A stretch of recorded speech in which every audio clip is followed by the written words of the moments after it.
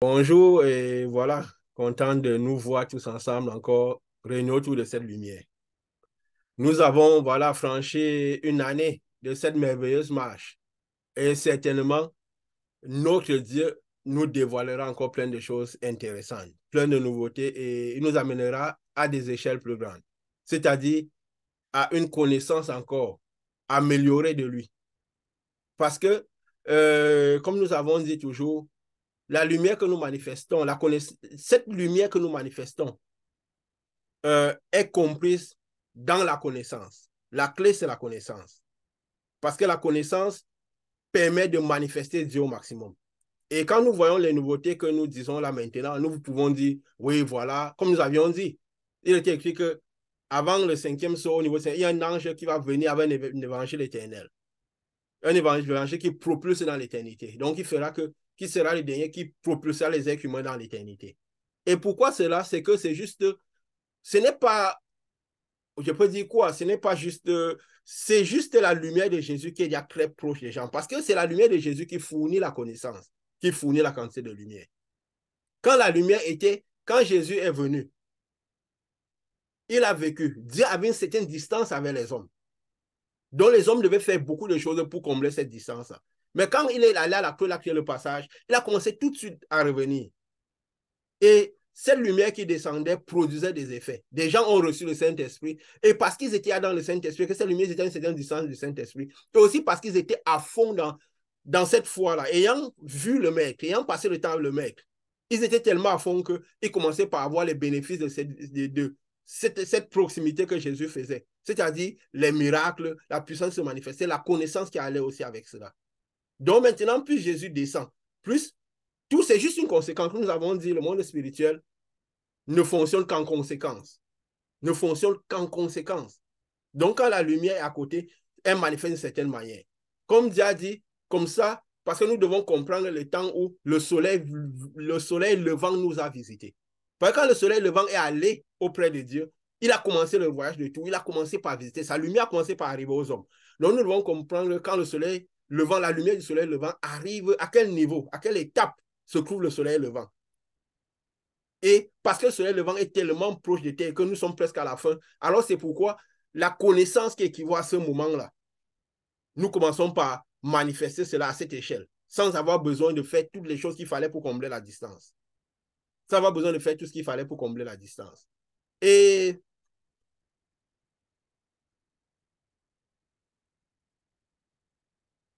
il y a une chose, parce que le but c'est quoi? C'est connaître ce soleil, les étapes où nous sommes. Les étapes où nous sommes. Quand Dieu avait montré des choses à Daniel, à l'époque, Jésus n'était pas encore venu. Le soleil devant n'avait pas encore visité les hommes. Donc, il y avait une grande distance. Il montrait les choses, il a dit à Daniel quoi? Que ces choses sont pour les temps éloignés. Ces choses sont pour les temps éloignés. Parce qu'en ce moment-là, la connaissance sera augmentée. Et beaucoup de gens comprendront mieux les choses que je te montre. Et quand il dit que la connaissance sera augmentée, il parle de la connaissance en général. Ça veut dire qu'en ce moment, ce n'est pas toujours par les mêmes principes que nous devons comprendre les choses de Dieu. Ce n'est pas la connaissance que nous aurons. Ce n'est pas la connaissance que nous devons comprendre les choses de Dieu. C'est pourquoi vous avez vu, quand on ne comprend pas parce que Dieu c'est un Dieu des temps et des circonstances, c'est important de comprendre que les temps quand le soleil levant nous visite et les circonstances dans lesquelles le soleil levant nous visite, et aussi savoir l'époque où on se trouve par rapport au placement du soleil levant. Donc, il a dit à la fin des temps, la connaissance augmentera. Donc, nous devons voir Dieu par la connaissance. Et si nous voyons le monde spirituel par les temps, comme si nous étions à des temps éloignés du soleil levant, nous ne comprendrons pas. C'est pourquoi aujourd'hui, vous voyez, les prédications parfois n'ont plus la même résonance. Quand parfois on dit aux gens, non, à la fin des temps, il y aura ceci, les guerres, les trucs. Parce qu'il faut se dire, tout ce qui a été annoncé, tout ce qui vient du ciel, la parole et tout, est en parabole. Elle est en parabole. Quand elle arrive à terre, il faut déchiffrer et connaître quand le soleil levant, le niveau se trouve le soleil levant, pour pouvoir comprendre la parole dans les temps et les circonstances. Donc avant, on disait, voilà, il y aura ceci, il y aura les guerres, il y aura ceci, il y aura cela. Aujourd'hui, c'est difficile de convaincre les gens par cela. Pourquoi? Parce que les gens, qu'est-ce que les gens disent aujourd'hui avec certains gens? Les choses que vous dites qu'il y aura, il y a toujours eu cela. Ça fait longtemps qu'il y a eu cela. Ça n'arrive pas à convaincre les incrédules. Vous convenez avec moi? Parce que tout le monde vous dit, ah, ça, c'est les histoires qu'on a entendues depuis longtemps. On nous raconte les mêmes choses, on attend, ça n'arrive pas. Les guerres qu'il y a aujourd'hui, il y a toujours eu ça avant. Et ça devient très compliqué. Pourquoi? Parce qu'ils n'ont pas compris qu'à la fin des temps, nous devons comprendre les choses de Dieu par la connaissance. La connaissance physique du monde. C'est quoi nous avons pu lier, selon, bon, bien sûr, la sagesse que Dieu a donnée, selon la révélation que Dieu a donnée, lier le faux prophète à la Chine et que tout imbrique aux événements qui se passent maintenant, à la connaissance physique, à la connaissance. Voir l'action, et nous allons encore voir ça un peu plus aujourd'hui, parce que le but c'est quoi? C'est toujours connaître, avoir une grande connaissance de tout ce qui retourne, de tout ce qui concerne Dieu, pour pouvoir être serein, avancer sereinement en attendant la venue du Maître de manière sereine et surtout être plus affermi dans cette foi que nous professons. Nous avons pu voir ce que c'est que le faux prophète qui va avec des prodiges économiques, des prodiges physiques. Et c'est ça qui crée beaucoup de troubles. Quand on ne comprend pas, quand le soleil levant nous visite, le temps et les circonstances auxquelles le soleil levant nous visite, qu'aujourd'hui, nous ne devons plus voir les choses par ce qui se voyait à l'époque, avant, à l'époque de Moïse, à l'époque d'un tel ou d'un tel.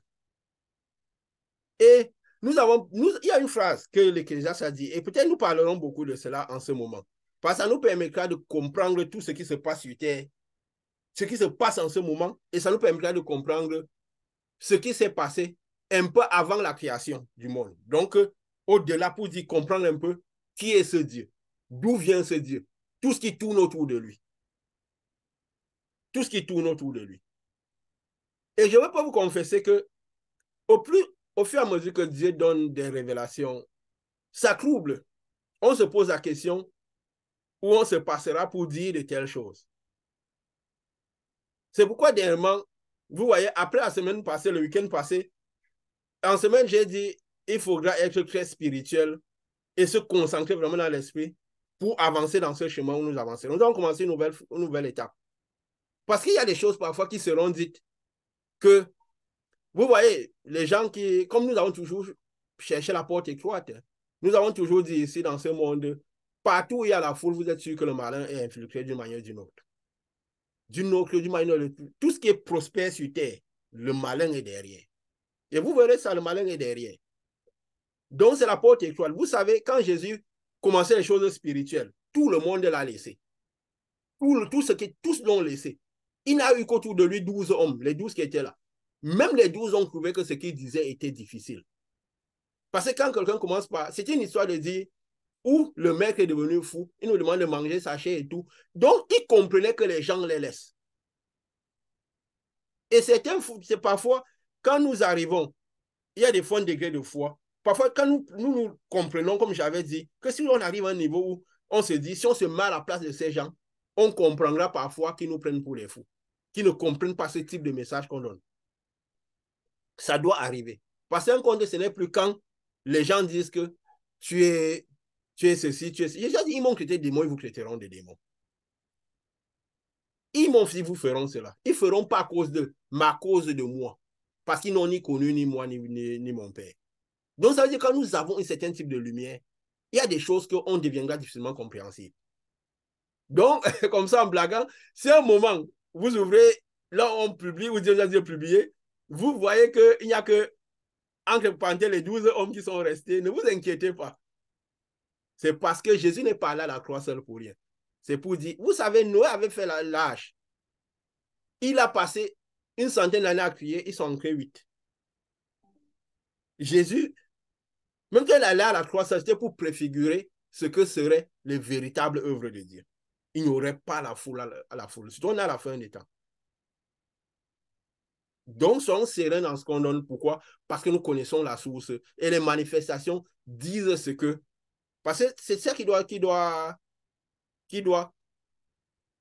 confirmer. Comme j'ai souvent dit, ce n'est pas ce qu'on dit de la part de Dieu qui est important. C'est la manifestation. Comme Jésus disait, Dieu confirme. C'est la manifestation de Dieu qui montre que ce qu'on dit vient de Dieu. Et nous l'avons vu. Comme nous avons dit la fois passée, dans nos marches, c'était difficile et tout. Mais c'est les manifestations qui nous ont fait comprendre que, oui, Pierre avait dit quoi? À qui irons-nous? Tu as les paroles de la vie. Les paroles que tu donnes donnent vie. Elles ont donné vie. Nous avons reçu la vie et nous donnons la vie. Nous donnons la vie. Et c'est ça qui fait que nous devons être conscients quand nous allons donner vie. Parce que ce n'est pas... C'est Richard qui avait demandé, mais quand nous parlerons, qu'est-ce que nous dirons? On ne va plus parler tout ça quand les gens sont en Égypte. Il faut d'abord les retirer, sinon ils ne comprenons pas. Parce que si nous ne comprenons pas que les gens... Jésus avait dit quoi? Il avait dit cela aux religieux, aux pharisiens, des gens qui étudiaient, les docteurs de la loi. Il a dit, pourquoi vous ne comprenez pas mon message? Après, il a dit quoi? C'est normal que vous ne compreniez. Vous ne pouvez pas comprendre. Parce que vous écoutez votre père, le diable. Il est père du mensonge, il manque depuis le commencement. C'était aux religieux. C'est pas pour aux païens de la rue. C'était aux religieux, gens qui connaissaient la parole, qui connaissaient, qui lisaient la parole, qui étaient des docteurs, qui enseignaient la parole. Vous imaginez quand on dit cela aux gens qui enseignent la parole à d'autres, que votre père, en fait, ce que vous écoutez le diable. Que c'est pourquoi vous n'arrivez pas à nous écouter. C'est qu'on a dit, si vous partez raconter, bavarder la lettre aux gens qui sont en Égypte et que vous espérez qu'ils vous écoutent. Si vous écoutent, c'est que peut-être on ne parle pas avec notre part spirituelle, on ne parle pas parler de Jésus. On ne parle pas, on pas interagir. Et pourtant, bon, on doit toujours être tout le temps en interaction, comme si Jésus était tout le temps là. Parce qu'il est tout le temps là. Donc, c'est normal qu'il n'écoute pas. Et si on n'est pas conscient de ces choses, on sera confus dans notre marche. Parce qu'on attendra des choses, ça serait un peu une science-fiction. Et le diable va nous avoir dans ça. Pourquoi? Parce qu'il va parfois nous donner l'impression que les gens écoutent, histoire de nous troubler tous. Et nous le verrons tout à l'heure. L'Ecclésiaste avait dit une chose, pour aller dans le vif. Et nous l'avons parlé un peu la fois passée, mais je sens que nous allons beaucoup en parler, parce que c'est ça qui nous permettra de comprendre les choses et aller un peu au-delà dans la spiritualité. Nous sommes déjà dans une situation avancée, mais aller encore un peu au-delà. Donc, ça veut dire aller connaître vraiment tout ce qui tourne autour de ce Dieu au niveau du trône là où il se trouve. L'Ecclésiaste avait dit dans Ecclésiaste 1, au verset 9 et 10, il a dit, ce qui a été, c'est ce qui sera. Et ce qui s'est fait, c'est ce qui se fera. Il n'y a rien de nouveau sous le soleil. Ce qui a été, c'est ce qui sera. Ce qui s'est fait, c'est ce qui se fera. Il n'y a rien de nouveau sous le soleil. Il a continué au verset 10. S'il est une chose dont on dit, vois ceci, c'est nouveau. Cette chose existait déjà dans les siècles qui nous ont précédés. Tout ce qui se passe sur Terre a déjà été. C'est juste un cycle qui recommence. C'est juste un certain schéma qui passe le temps à se reproduire. Dieu m'a amené dans les situations de ces reproductions, de ces schémas que je crois que, bon, on va quand même le dire, mais je sais clairement que quand on va dire certaines choses, ça va troubler. Mais on va quand même dire, parce que nous sommes ici pour dire la vérité. Quand ça devra venir, ça viendra. Il n'y a rien, si on dit ceci est nouveau, ces choses existaient déjà dans les siècles qui nous ont précédés. Nous l'avons vu. Quand nous parlions, quand Jésus est venu, parce qu'il descendait déjà donner, montrer à Jean les sceaux, les 7 trompettes des anges. On a vu que ça retraduisait un certain parcours qui avait déjà été même quand Moïse faisait. Donc, c'est quoi? Jésus est en train de dire quoi? Que même ma venue, quand je commence par venir, tout ce qui commence, parce qu'il y a aussi une autre étape qui a commencé quand Jésus a commencé par descendre. Il a dit, donc tout ce que tu verras de là, ça s'était déjà produit. Même avec Moïse, ça s'est produit avant. Et quand vous voyez Moïse, c'est Moïse qui avait écrit Genèse, comme nous avions dit. Peut-être que le peuple lui a raconté des choses et tout, mais pourquoi il a si bien écrit la création? Pourquoi il a compris cela? Parce que c'était des prophètes. Ils comprenaient beaucoup de choses. Salomon avait dit cela parce que c'est des gens qui ne voyaient pas le monde comme tous les autres. Quand ils voyaient les circonstances, les événements, les situations, ils ne les interprétaient pas comme tout le monde. Alors quand Moïse a vu toute la marche qu'il a faite, il a compris que certainement, cette marche que Dieu a fait avec nous recrassait la création. C'est pourquoi il a pu écrire la création. C'est pourquoi il a pu écrire l'action. Peut-être l'histoire d'Abraham et tout le reste, Isaac, peut-être ce sont les maris, tout le peuple d'Israël, quand ils cheminaient, qui étaient à côté, qui ont raconté l'histoire de leur, parce que les traditions étaient racontées de manière orale. Mais pour arriver à lier à la tradition, il a dû comprendre qu'il y a quelque chose dans la marche qu'ils ont faite qui détermine la tradition. C'est quoi nous avons la création, je veux dire.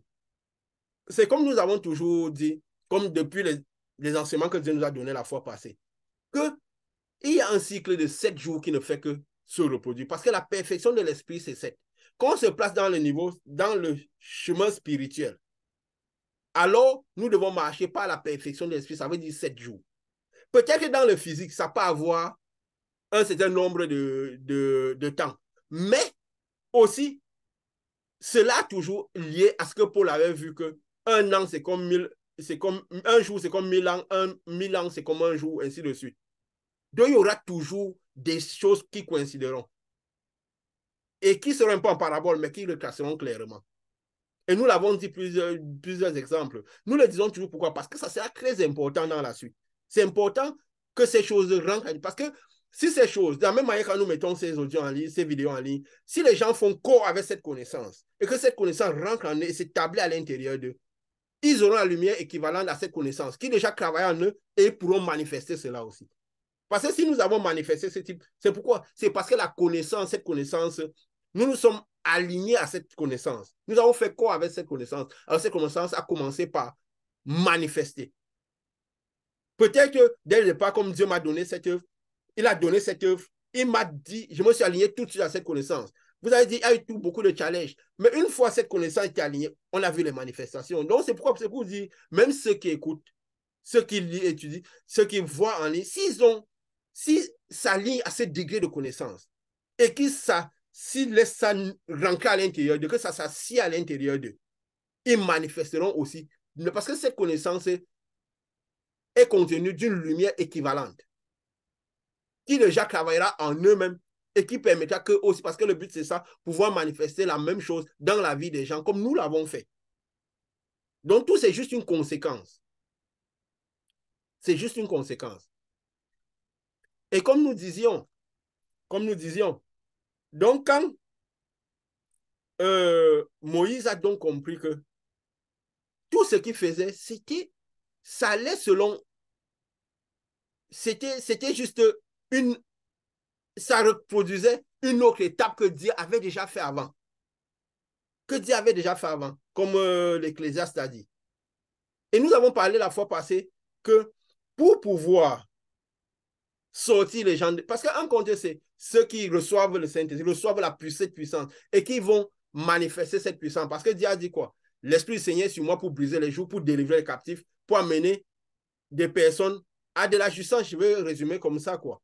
Pour lancer une année de gloire et que les gens puissent rendre le pays habitable. Et nous avons dit, déjà, si la parole n'est pas accompagnée de puissance, Pharaon ne croira pas en nous. Parce que même la plus petite parole que Moïse est parti dire à Pharaon, il y avait la puissance de manifester au fur et à mesure. Et nous avions dit qu'il y a un certain type de puissance que Pharaon ne se gêne même pas avec ça. Et quand nous parlons, je vais parler un peu encore dedans, un moment, et vous comprenez, le but c'est quoi? C'est comprendre comment le monde fonctionne et comment gérer les situations que nous avons aujourd'hui. Amener la lumière sur tout ce qui se fait pour que les gens puissent vraiment comprendre et choisir. Si nous remarquons les miracles que Moïse a fait, et aussi il faut se dire une chose, j'ai essayé un peu, c'est venu dans mon esprit avant, et je suis allé vérifier. J'ai comptabilisé un peu les miracles que Jésus a fait, qu'elle est partie en Égypte. Il a fait une série d'abord de 3 miracles en Pharaon. Pharaon n'a pas cru en rien en ces miracles-là. Après une série de, je vais dire 8, mais c'est 7 avec 2 qui sont en un. Pour vous dire que ça revient. Quand Pharaon a commencé par prendre au sérieux ce que Moïse lui disait, il y a encore eu, je vais dire 7 grandes manifestations que Moïse a fait. Parce que ces manifestations donnaient vie à la terre, comme nous avons dit. Le premier, c'était des premières manifestations qu'il a fait, dont Pharaon ne s'en est même pas occupé. Il a transformé quoi? Le bâton en serpent. Ça veut dire quoi, comme nous l'avions dit, quand Dieu avait dit à Moïse, fais un bâton serpent sur le bâton. Et qui regarde le serpent et vivront. Ça veut dire quoi? quand nous allons donner une parole, quand les gens parlent donner une parole, et vous mettrez la physicité dans ce monde et dans tout. Une parole, les gens, parce que c'est aussi ce que celui qui part enlever les gens de l'Égypte et ceux qui sortent de l'Égypte, ils comprendront bien des choses. Nous parlerons un peu de cela avant d'aller aussi reclasser comment la création est liée à ce que Moïse a fait, à ce parcours. Quand il dit le bâton sur le serpent, quand nous partons parler de Dieu aux personnes et que le miracle ça produit, c'est quoi? C'est que les gens suivent ce Dieu rempli de maladies, dépendant des pharmacies, des hôpitaux, dépendant des médicaments. Parce que le symbole de la pharmacie, c'est le serpent sur le bâton. Donc, toute leur foi, ils chantent, ils dansent, Dieu est monté, Dieu est descendu, mais leur foi, ils sont remplis de maladies, remplis de situations. La terre n'a pas vie. La terre n'a pas vie. Ils sont là, ils ont une maladie aujourd'hui, demain ils ont une autre, mais ils se sentent en Dieu avec tout ça. Oui, on va dire ils vont dire dans des lieux de culte. Ils vont dire, donc c'est même déjà un miracle parce qu'il y en a qui n'y vont même pas. C'est déjà un miracle, mais que ce miracle les rend dépendants du serpent sur le bâton, des médicaments, toutes les maladies, toutes les souffrances, le pain quotidien n'est pas là, toutes ces choses sont là, mais ils sont en train de louer Dieu dans cet état-là. Pharaon ne s'occupe pas de ça. C'était le premier miracle que Moïse a fait. C'était pour dire, les gens qui vont chercher les gens, qui disent qu'ils vont chercher les gens en Égypte, s'ils produisent seulement ça, et que les gens qui veulent les suivre, il n'y a que ça qui est dans leur vie. C'est la base de ce qui dit que Dieu, de bavarder de Dieu, ça ne donne rien. Pharaon ne peut pas s'occuper de cela. On ne peut pas enlever quelqu'un de l'Égypte. On ne peut pas délivrer quelqu'un avec cela. Et c'est pourquoi vous voyez justement, les manifestations sont celles-là. Les gens sont remplis. La terre, le pays n'est pas habitable. La terre n'a pas vie. Et le deuxième, c'est quoi? Transformer l'eau en sang. Le sang, c'est le sacrifice. L'eau, c'est la parole. Comme il avait aussi, l'eau aussi est considérée comme les peuples, comme la politique est assise sur les eaux. Mais les peuples aussi, bien sûr, chaque peuple a une parole. Donc, l'eau aussi, c'est la parole. Si la parole qu'on donne aux gens les amène à faire du sacrifice, ils font des sacrifices, oui, les dîmes, les offrandes et toutes ces choses. Mais malgré cela, ils peuvent avoir le pain avec beaucoup de difficultés. Ils ont parfois des maladies, aujourd'hui, ils ont les maladies. Ils ont peut-être qu'ils disent la prospérité, mais ils sont remplis de maladies. Ils ont un truc, ils ont l'autre. Ils ont les difficultés. Ils n'ont pas vraiment quelque chose de stable. Ils font beaucoup de sacrifices, ils rendent beaucoup de dîmes, ils font beaucoup de ces choses-là. Tout ce que Moïse avait demandé comme sacrifice, ils le font. Mais ils sont dans les hôpitaux. Aujourd'hui, ils sont guéris, demain, ils sont malades. Ils rendent témoignage, j'ai eu ceci, demain, ils ont une autre chose. J'ai reçu le pain quotidien aussi, je l'ai raté. Et même pas le pain. Nous avons dit quand Dieu donne un pain quotidien, quand ça vient de Dieu, de cette lumière-là, le sang de l'abondance doit être dedans. Comme ce que Dieu nous a donné. Ça veut dire quoi? L'effort qu'on fournit doit toujours être très faible par rapport à ce qu'on retire de cela, au gain qu'on a. On peut avoir, je peux dire 100, mais c'est en abondance. Pourquoi? Parce qu'on a fourni peut-être un effort même de 10% pour avoir les 100 là. Quelqu'un peut fournir un effort de 100% pour avoir les 100 là. Le sien n'est pas en abondance. Vous voyez donc les gens, ils font les dîmes, ils reçoivent des choses. Après, le sens de l'abondance qui caractérise ce que j'ai déjà dit. Je donne la vie, mais la vie en abondance. Ils ont la santé, mais pas en abondance. Aujourd'hui, ils ont une maladie, demain, ils ont une autre. Ils passent de cette vie-là. Et pourtant, l'eau est transformée en sang parce que l'eau produit le sacrifice. La parole qui est annoncée les pousse à aller à faire du sacrifice. Et ils font ce sacrifice. Pharaon ne peut pas se préoccuper de cela. C'est pourquoi ces gens-là, c'est rarement ils manifestent le pouvoir de Dieu. Pharaon ne se préoccupe ni de l'action des gens qui se disent conducteurs qui font ça, ni des gens qui sont conduits, qui veulent sortir d'Égypte parce qu'ils ne sortiront jamais de l'Égypte. Et la troisième, c'est laquelle? Que Pharaon ne se préoccupait pas, la montée des grenouilles des eaux. Les grenouilles sortent des eaux, ça veut dire quoi? Quand nous avons vu, avant qu'on parlait des sceaux et des anges, quand les grenouilles qui venaient sur la terre et tout, on parlait, c'est qu'on avait dit quoi? Pas la conscience que quoi? Que sont les esprits. Vous vous rappelez, ce sont les esprits et toutes ces choses-là. Donc, quand la foi produit les gens, les visions, les songes, les visions, on va, comme les gens disent souvent, que in the realm of the spirit, décrit comme ça, là, on fait voir des choses aux gens. Des visions, ils ont des songes, ils ont de ceci. Et le diable s'infiltre, reproduit ce genre de choses. Il fait voir des visions, il fait parler en langue, il fait toutes ces choses de l'esprit. Dieu a demandé de lire les signes de l'esprit sur terre. Il avait dit à Abraham, sors, tu regardes le ciel, voilà tes enfants là devant toi. Jésus a dit quoi à Nicodème? Vous savez lire les signes de temps, vous ne savez pas lire les signes de l'esprit. C'est pourquoi nous avons tous dit, attention à aller dans le monde spirituel comme il est. Que quand les chemins viennent en ce moment, c'est parce que ce n'est pas déchiffré. Si ça doit venir, c'est Dieu qui nous enverra cela du ciel. Le spirituel viendra à nous. Mais on apprend aux gens à aller dans le spirituel. J'ai vu ça dans le spirituel. J'ai vu des anges, j'ai vu des esprits qui ont fait ceci, j'ai vu ceci. Ça, c'est ça les grenouilles qui montent des eaux. Les gens marchent par toutes ces choses. Pharaon ne s'inquiète pas de cela parce qu'il reproduit ce type de miracle. Il donne des visions aux personnes. Il fait voir les esprits aux personnes. C'est quoi ces gens font ça? Après, aujourd'hui, comme vous avez vu des gens, ils peuvent dire ces jours, j'ai vu ceci dans l'esprit, après ils sont remplis de maladies. Nous avons vu des exemples. Ils disent ceci, ils ne sont pas délivrés. Mais ils te disent, j'ai vu ceci dans l'esprit. C'est quoi nous disons? Il faut faire attention à aller dans ces choses.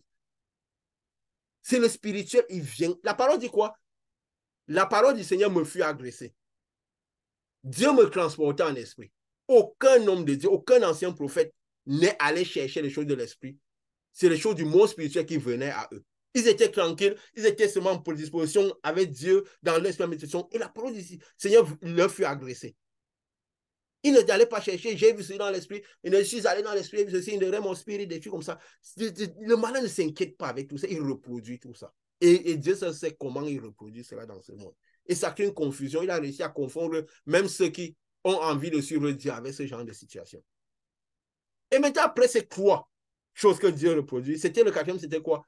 Que je vais dire le quatrième, mais c'est le premier du groupe de 7. Ça veut dire que c'est la première chose. Que vraiment, Pharaon commence par s'inquiéter. Et même comme ça, il n'a pas laissé. Il a transformé la poussière en poux. Donc, quand ce qu'on fait commence par donner vie à la terre, ça veut dire quoi? Une vie consistante. Le pays commence par être habitable. Et ce que j'ai remarqué, c'est que tout le groupe des 7, il y avait une distinction entre l'Égypte et le peuple d'Israël. Parce que le peuple d'Israël vivait à Gozen, dans une contrée à Gozen. Et les Égyptiens, donc il y avait dans tout le groupe des 7, il y avait toujours distinction. Il a dit quoi? Il a fait venir la poussière en poux. Ils ont reconnu le doigt de Dieu directement. Parce que le pays était habitable. Il a fait venir les mouches vénéneuses. Il a dit la distinction. Les mouches étaient dans le pays d'Égypte et il n'y avait pas cela dans le pays dans la zone où Israël était. Donc il y a une distinction. Dieu avait dit quoi quand le dernier prophète est arrivé? Je ferai la différence que ceux qui me servent ne servent pas. C'est-à-dire quand Jésus viendra. Malachie, non, c'est ce qui est écrit dans Malachie. Quand Jésus viendra, qu'on ne commencera pas le culte de l'esprit, les vrais adorateurs commenceraient cette dernière phase de culte, de cette étape du vrai culte de l'esprit. Je ferai la différence que ceux qui me servent. Il y aura la différence dans leur santé. Eux-mêmes, ce n'est pas seulement les conducteurs, ceux-mêmes qui en jureront, comprendront qu'il y a un avant et un après. Vous l'avez témoigné. Quand les gens auront le pain quotidien, ils pourront dire un avant et un après de ce pain quotidien. Il y aura distinction quand la marche, ce ne sera pas le vrai esprit. Il y a eu la mortalité des animaux, des troupeaux des Égyptiens et des Israéliens. Il y a eu différence. Il y a eu, quand Moïse a jeté la cendre et c'est devenu des ulcères, il y a eu différence. Les ulcères étaient sur les Égyptiens, ils n'étaient pas sur les Israéliens. Donc, il faut qu'il y ait une différence. Et il y a une pluie de grêle, de tonnerre et de feu, qui est le quatrième. Il y a eu différence. Il y a eu différence. Parce que dans le pays d'Israël, de Gozen, il n'y avait pas cela. Mais chez les Égyptiens, il y avait cela. Et ça brûlait tout.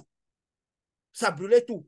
Et maintenant, le sixième, le cinquième et le sixième qui sont ensemble. Et nous avons vu que, quand même, quand nous étions au niveau du cinquième an du septième saut, ça s'emboîte un peu parce que c'est le moment où les robes blancs sont donnés, la puissance, cette lumière qui donnera, qui propulsera les gens dans le ciel, et aussi au moment où le ciel sera retiré. Le cinquième et le sixième sont toujours un peu ensemble.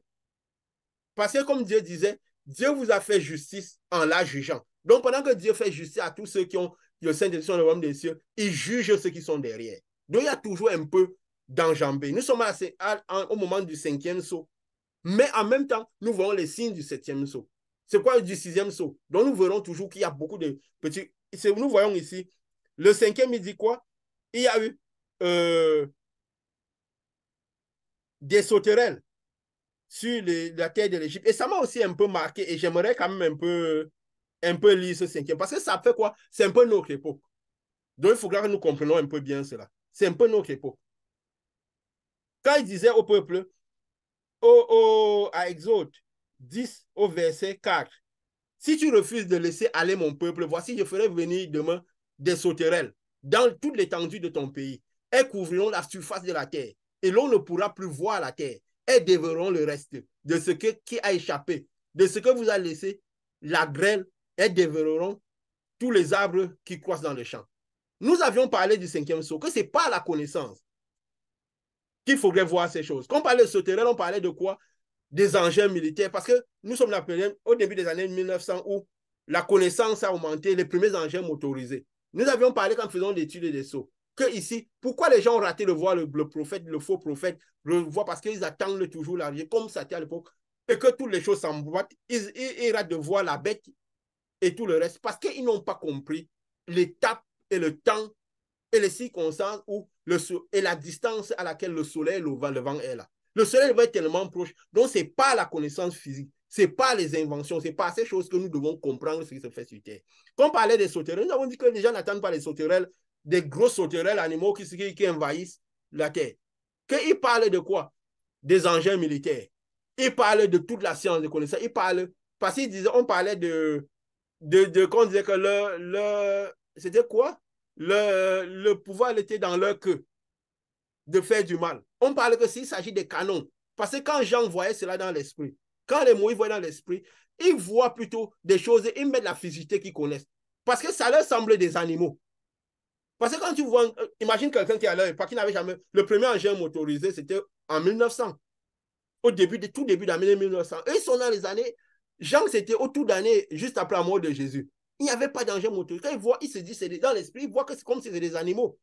Comme quand il a vu la marque de la bête. Lui, il voit quelque chose qui se forme au niveau, dans l'esprit des gens, au niveau du front. Donc, il se dit, mais c'est des animaux. Nous avons vu que c'était des canons, des chars de guerre, avec la queue qui tirait les balles. Il disait quoi? C'était les soufres. Vous voyez, même les balles sont faites de soufre, non? Donc, tout ça, c'est ce qu'il voyait. Quand il parle de sauterelles, quand il dit, ils couvriront sur la surface de la terre. C'est même les voitures. C'est même les engins, tout ce qui est motorisé. Vous voyez comment on en a de toutes sortes. Les chars de guerre, les trucs engins pour faire la guerre. Mais il a dit quoi? C'est quelque chose qui m'a marqué. Il a dit quoi? Et il dit ici devant, il dit ici quelque part, il dit, elles couvriront la surface de la terre et l'on ne pourra plus voir la terre. Vous voyez même que même aujourd'hui, même on dit, elles dévoreront les arbres et les champs. Vous voyez que avec la technologie qui augmente, la déforestation est grande. On a même dit même que la déforestation, c'est pour diminuer l'esprit. Et aussi, il y a plus de bâtiments, plus d'engins, plus de toutes ces choses. Plus de toutes ces choses en ce moment. Il dit, ce qu'a laissé la grêle, elles dévoreront tous les arbres qui croissent dans vos champs. Vous voyez que ça ne fait que repousser. Et il a dit quelque chose ici. Il a dit quelque chose qui est très important ici. Il dit, quand Moïse a fait justement cela, il a dit que les sauterelles montaient sur le pays d'Égypte et se posaient sur toute l'étendue de l'Égypte. L'Égypte est représentée comme ce monde. Comme nous avons vu, le monde comme Sodome et Gomorrhe est représenté comme ce monde-ci. Donc, c'est une allégorie, une figuration de ce monde. Elles se posaient dans toute l'étendue d'Égypte. Elles étaient une si grande quantité qu'il n'y avait jamais eu rien de semblable. Elles couvrirent la surface de la terre et la terre fut dans l'obscurité. La terre fut dans l'obscurité. Elle dévorait toute herbe, tout arbre, tout ce que la glace laissait. Il restera la verdure aux arbres ni à l'herbe du champ dans tout le pays d'Égypte. Pourquoi il dit que tout ça fait dans l'obscurité? Nous avons dit, et il y a aussi, quand Moïse encore, quand ils ont endurci, quand on a dit le cinquième, c'est un peu dernier. Après, Moïse a fait quoi? Dieu a dit à Moïse, étends ta main vers le ciel et qu'il y ait des ténèbres sur le pays d'Égypte et que l'on puisse les toucher. Donc, toutes ces situations-là, comme nous avions dit, le but, c'est quoi? Créer une immense couche de ténèbres sur le ciel. Quand on dit Dieu dit et que Moïse a entendu, Moïse représente la lumière. Donc, c'est la lumière de Dieu qui cause. Le monde spirituel n'est qu'un monde de conséquences. Donc, toute cette invention, tout c'est quoi? C'est que c'est la conséquence de la quantité de lumière qu'il a. C'est qu'on dit Dieu dit. C'est juste la venue de Jésus qui provoque tout ça, cela. Donc, que le diable commence par s'activer à cela. Le but, c'est quoi, comme nous avons dit? Toutes ces grandes technologies, toutes ces grandes économies qui produisent, que le faux prophète a ce précis économie se produit. Le prix, c'est quoi? C'est créer une immense masse de ténèbres sur terre.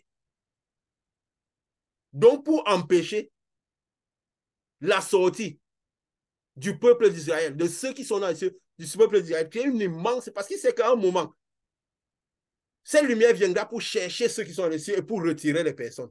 Donc, le but, c'est quoi? Comme nous avions dit, que le but de tout cela, donc ces sauterelles sont vus comme tout ce qu'il y a. Vous voyez le nombre de voitures, le nombre de tous les engins motorisés, de tous les engins, tout ce qui représente le développement économique et le développement, je peux dire quoi?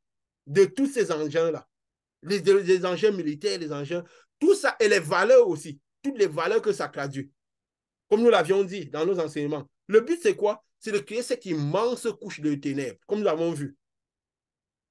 Quand Dieu a tendu la main, donc ça veut dire quand la lumière arrivait, il y avait une immense couche de ténèbres.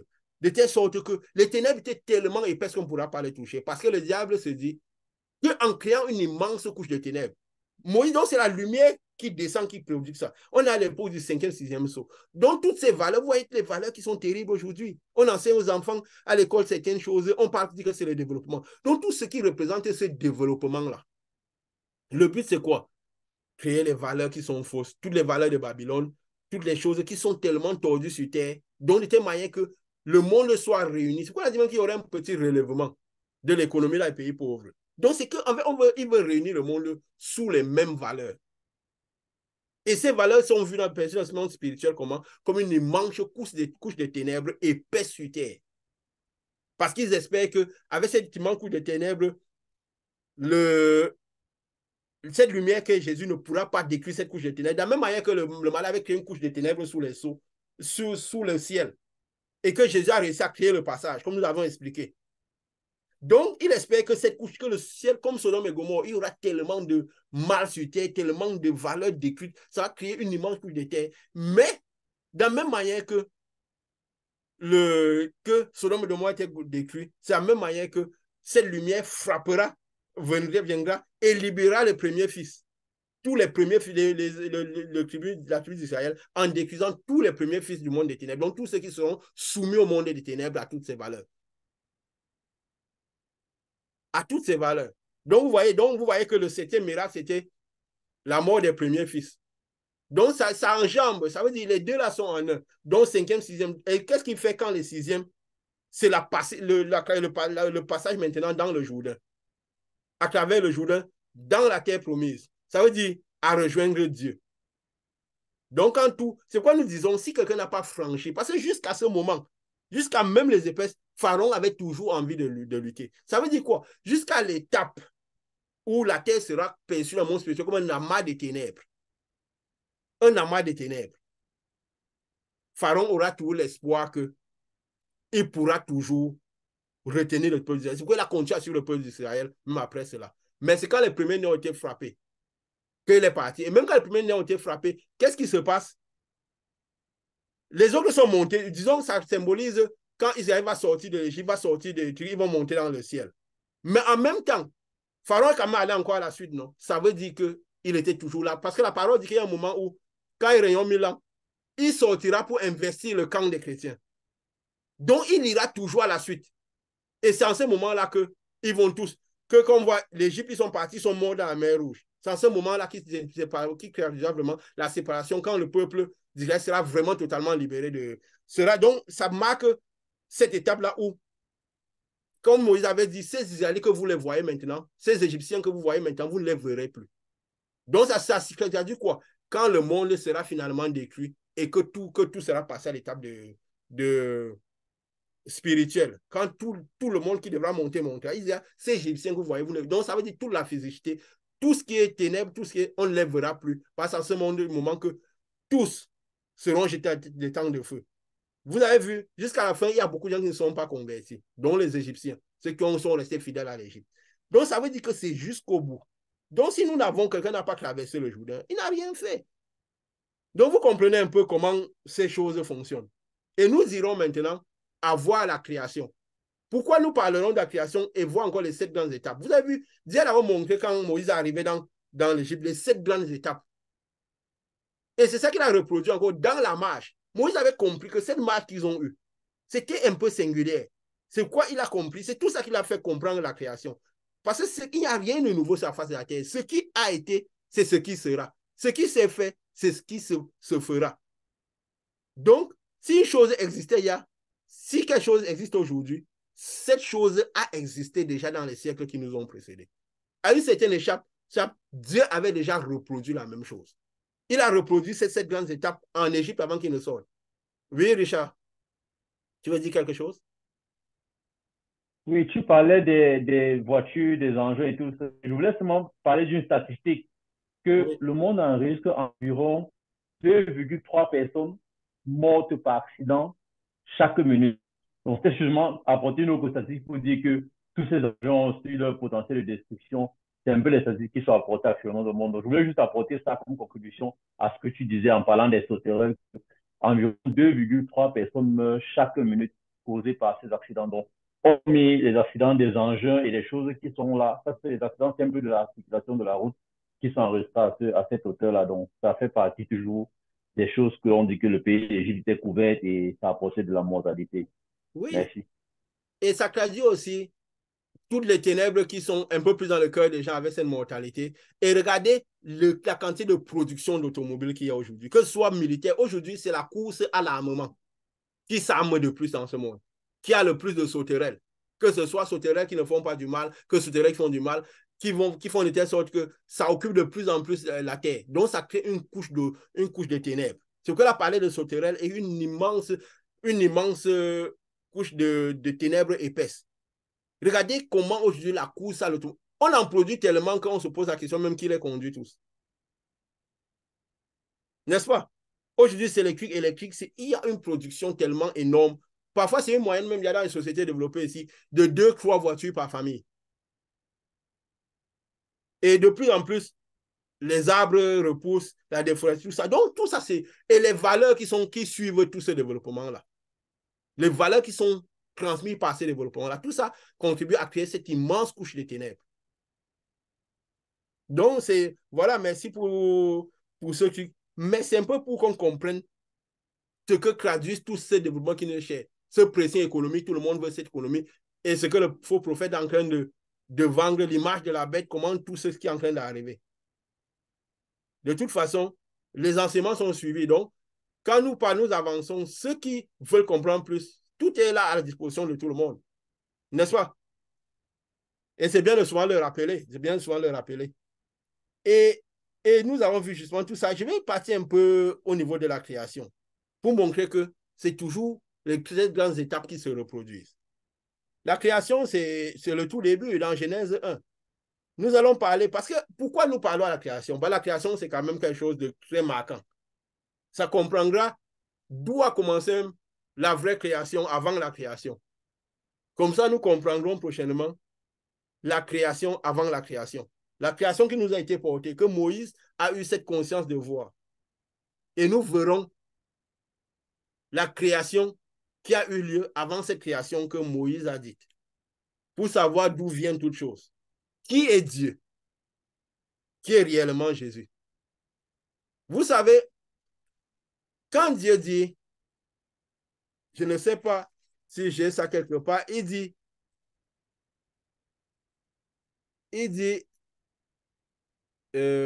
j'ai aussi établi mon alliance, dans Exode 6, verset 4, avec eux, avec vos pères, Abraham, Isaac et Jacob, pour leur donner le pays de Canaan, le pays de leur pèlerinage, dans lequel ils ont séjourné.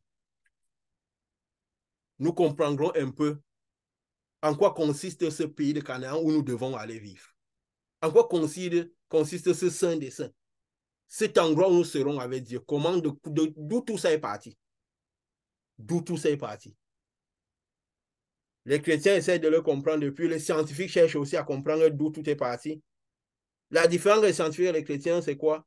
C'est que les chrétiens sont ceux qui aiment le moins la connaissance. Ceux qui ont le titre de chrétien. Les scientifiques, eux, ils aiment la connaissance. Vous savez, je vais dire ça comme ça. Quand je commence par méditer, les choses que Dieu me met dans l'esprit, c'est fou, on est à l'époque de la connaissance. Je me retrouve à chercher à savoir plus sur le Big Bang. Quelque chose qui me semblait incroyable. Il faut comprendre que le malin a trompé le monde entier. Il faut comprendre que le monde est vraiment sous l'emprise du malin, qu'il n'y a plus de vérité sur cette terre. Il faut comprendre qu'il n'y a plus de vérité sur cette terre. Jésus a dit, quand je viendrai, trouverai-je la foi sur terre, la vraie foi du royaume. Ça a l'air fou quand je vous dis ça, non? Quand Jésus a commencé par dire les profondeurs de l'esprit, tous l'ont abandonné. Je prie Dieu que nous aurions la force de soutenir la connaissance que Dieu nous donnera. Je ne dis pas ceux qui sont dehors, nous ici présents. Parce que c'est fou. C'est fou. La véritable foi de l'esprit, c'est une folie totale. Nous découvrirons de grandes choses. Où notre esprit profond nous dira, c'est la vérité. Mais qui ne seront pas des choses faciles. Nous verrons de quelle manière Dieu reproduit ces 7 jours-là. Dans le spirituel, 7 jours, comment Dieu reproduit ces 7 jours-là. Et nous découvrons des choses incroyables. Il est écrit au premier verset de Genèse, au commencement, Dieu créa les cieux et la terre. La terre était vide et informe. Il y avait les ténèbres à la surface de l'abîme. L'Esprit de Dieu se mouvait sur les eaux. Nous avions vu quand nous voyons la création que c'était une représentation, c'était un système que Dieu mettait. Comme ça. Et parfois, qu'est-ce que se fait? Comme tout est en parabole, alors parfois, il faut voir le système, le moment où Dieu donne les choses et voir la représentation, l'illustration que Dieu met. Ici, qu'est-ce que Dieu, ici, dans cette nouvelle représentation que Dieu fait, c'est quoi? Il y avait, la terre était vide et informe. Il y avait des ténèbres à la surface de l'abîme. Cette avait été représenté par ce peuple d'Égypte. Ce peuple d'Égypte. Et l'esprit se mouvait à la surface des eaux. Parce que dans ce peuple d'Égypte, le peuple d'Israël qui représentait le peuple d'Israël, parce qu'il faut voir, c'est des fenêtres que Dieu montre.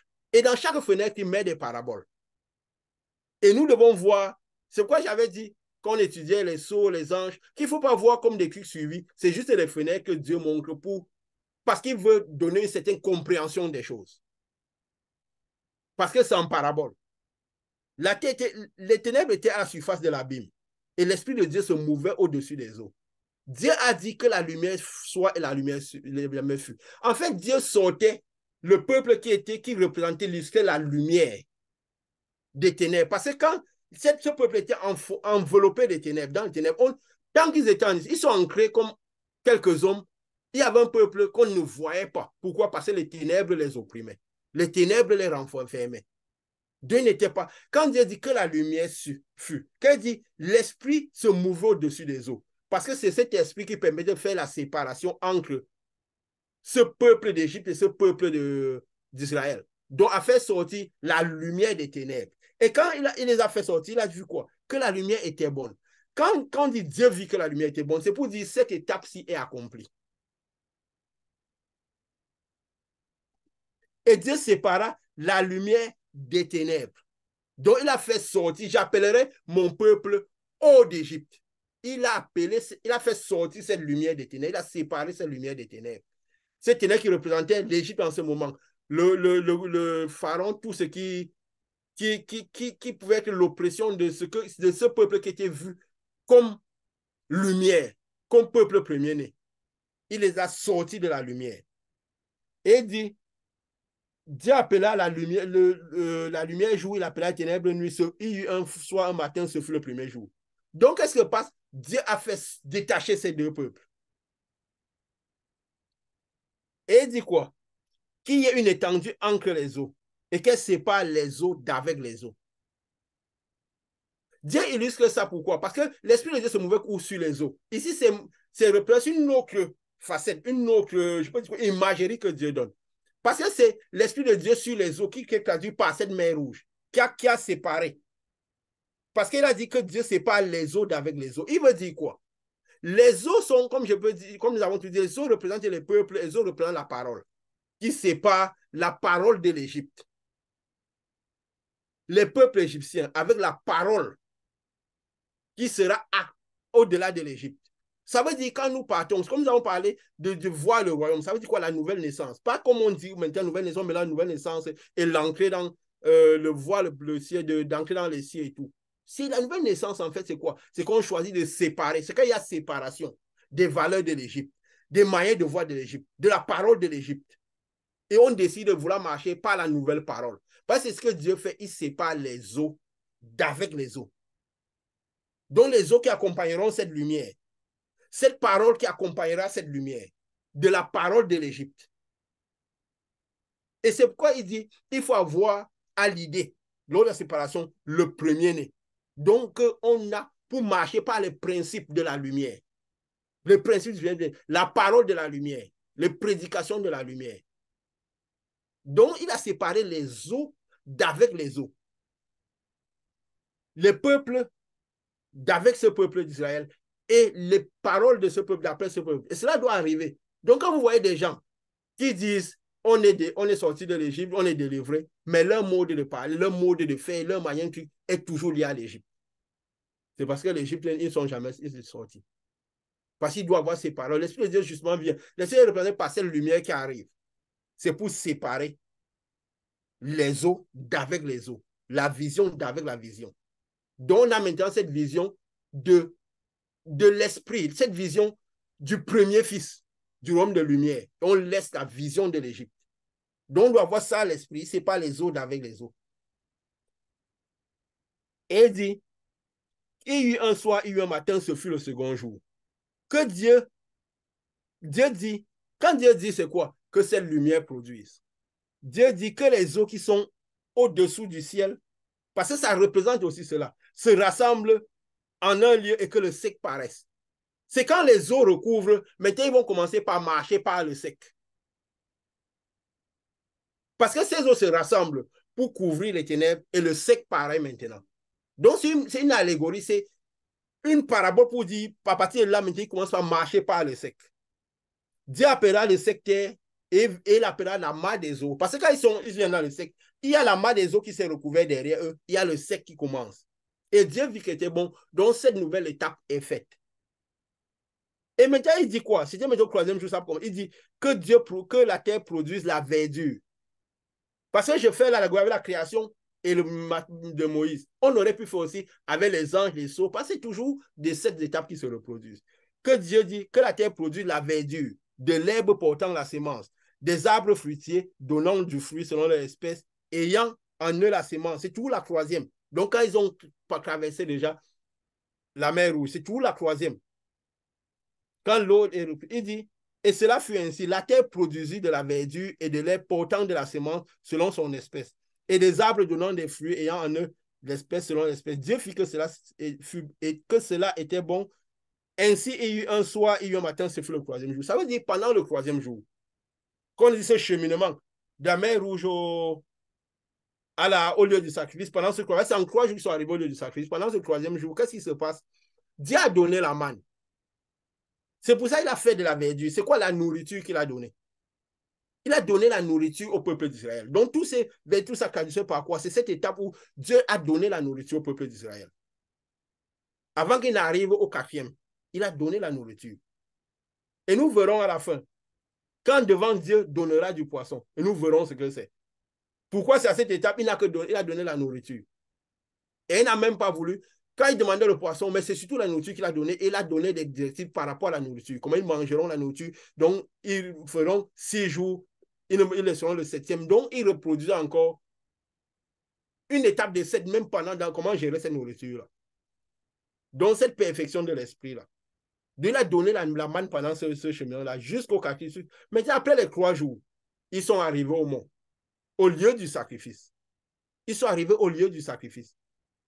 Et comme nous avions dit la fois passée, il a dit quoi ici? Et Dieu dit qu'il y ait des luminaires dans l'étendue du ciel pour séparer le jour d'avec la nuit. Que ce soit des signes pour marquer les époques, les jours et les années. Qui servent de luminaires dans l'étendue du ciel pour éclairer la terre. Et cela fut ainsi. Dieu fit 2 grands luminaires. Le plus grand luminaire pour présider au jour, le plus petit luminaire pour présider à la nuit. Il fit aussi les étoiles. Ça, c'est la conformité qui est sur le lieu du sacrifice. Ce que Dieu montre comme fenêtre. Nous avions parlé, quand nous voyons la création d'une autre manière, de comment ça s'est produit, en disant ce que représentait le luminaire. Ici, Dieu donne cette fenêtre, parce que c'est toujours en parabole. Nous voyons ici, qu'est-ce qui se passe au niveau du lieu du sacrifice, où la lumière de Dieu vient, donc où il y a le feu qui vient sur le mont Sinaï, où il y a toutes ces illustrations. Qu'est-ce qui se passe ici?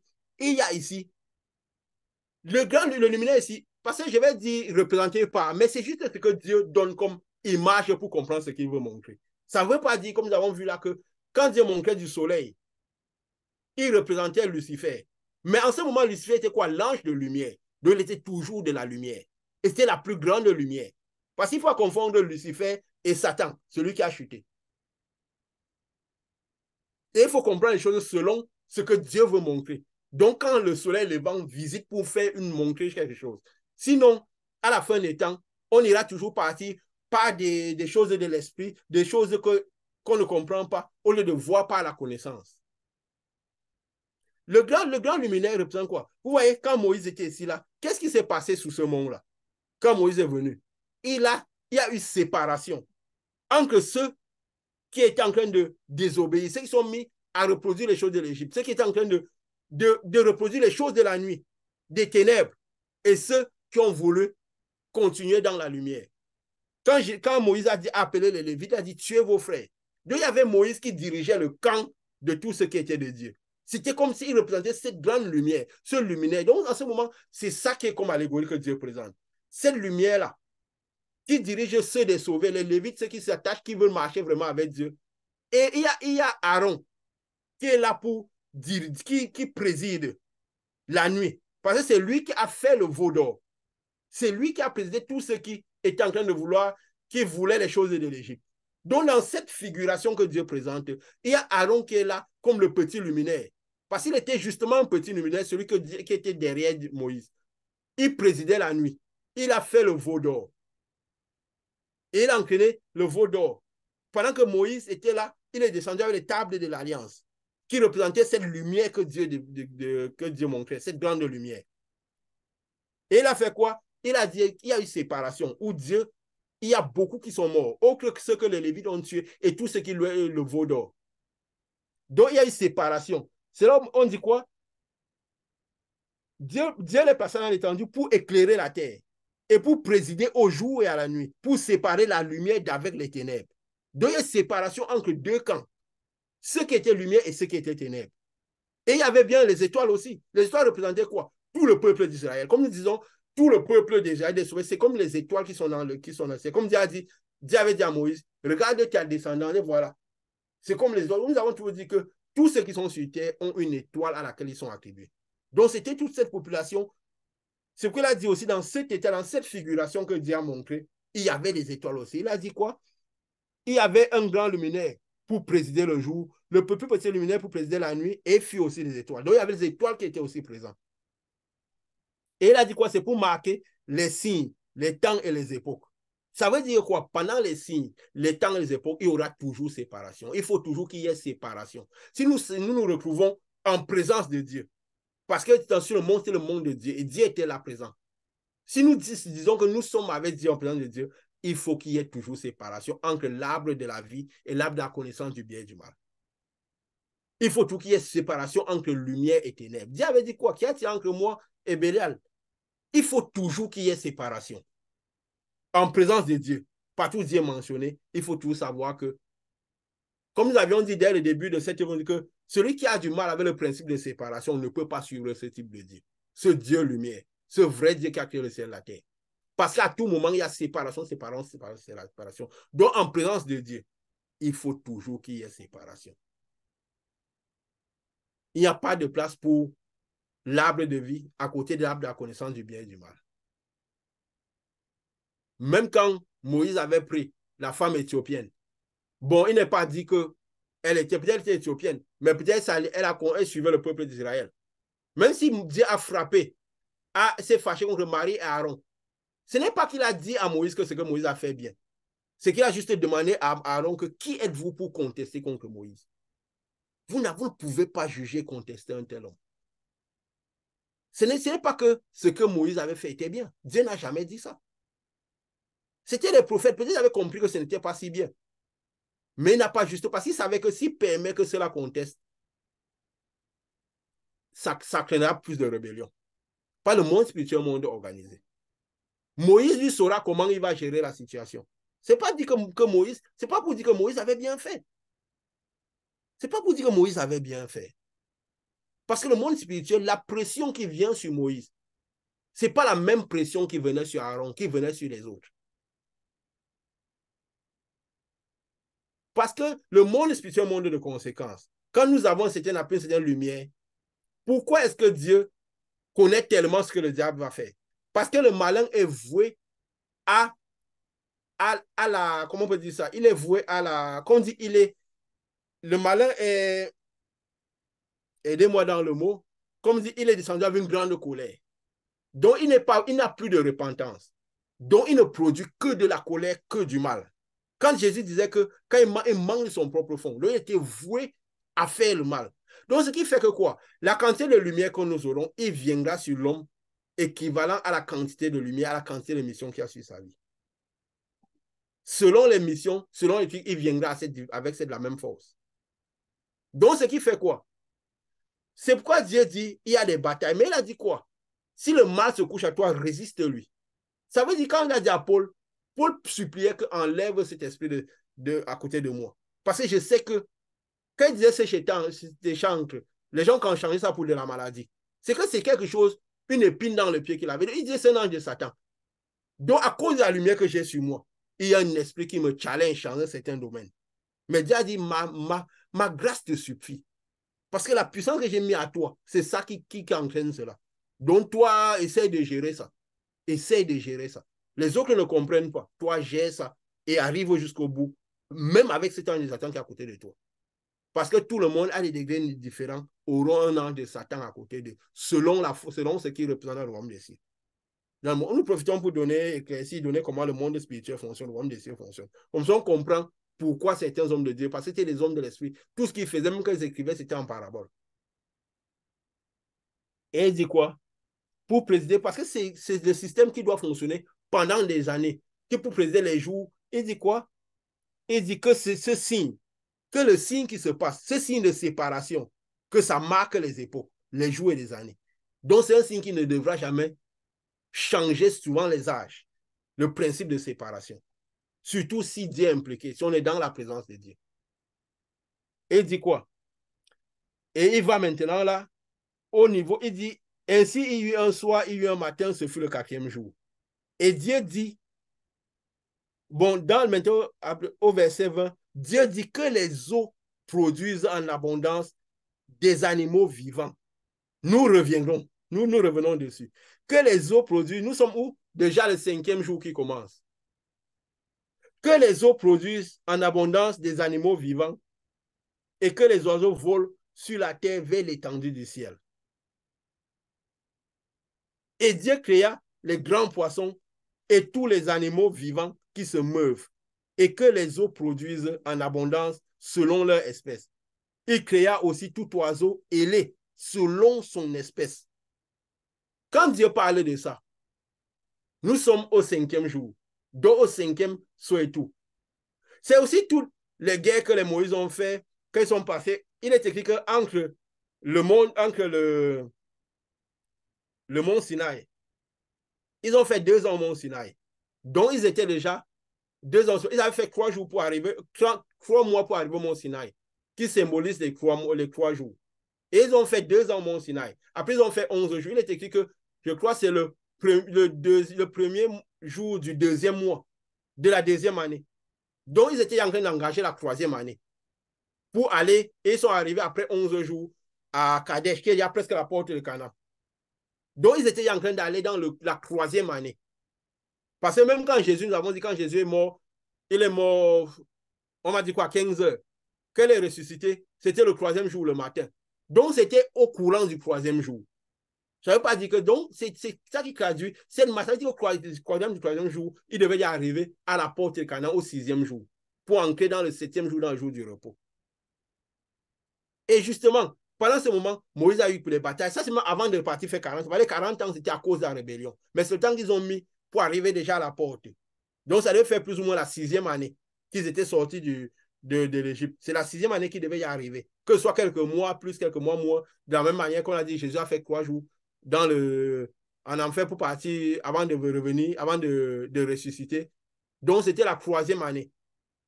Donc, c'était la 6e année qu'ils étaient arrivés à la porte de Canaan.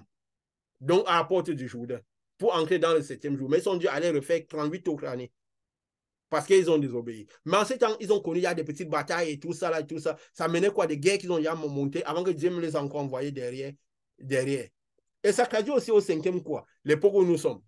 Quand Dieu dit que les eaux produisent en abondant les animaux vivants, c'est tout ce que nous avons. Quand Dieu dit Dieu produit, c'est que cette lumière-là, à ce moment où Dieu visite, à ce moment où Jésus y approche, c'est ce qui se passera sur terre. Qu'il n'y ait pas des animaux vivants. Nous revenons au 5e saut.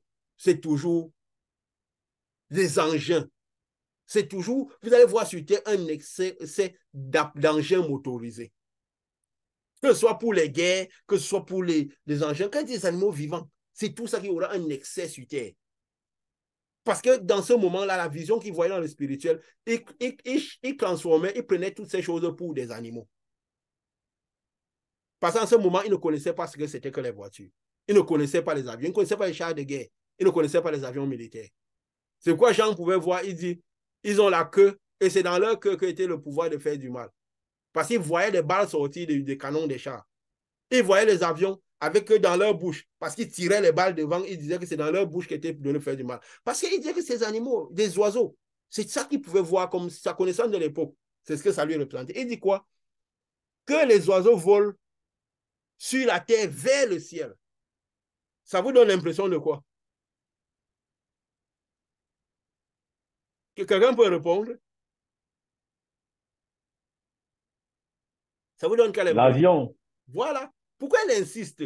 C'est que quand ils insistent sur un fait, c'est pour que nous, que la connaissance, nous pouvons voir. Il dit que les oiseaux volent souvent dans le ciel, mais il précise de la terre vers l'étendue du ciel.